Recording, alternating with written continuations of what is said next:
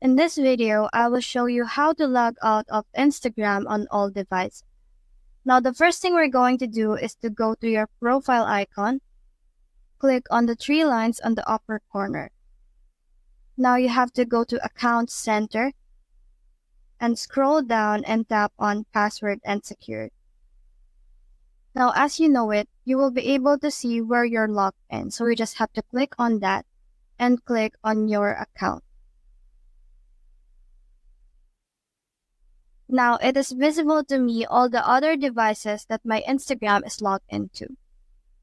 So now all I have to do to log out my account is to tap on this button right here, the select devices to log out. And then I can go in and tap on select all. And it'll log out my Instagram account from all these devices. And it'll require all these devices to log into my account using my password. So now, if you want to change your password, all you have to do is to go back and tap on change password and click to your Instagram, and then you just have to fill out your current password and then type in a new password. So that's it. That's the whole process.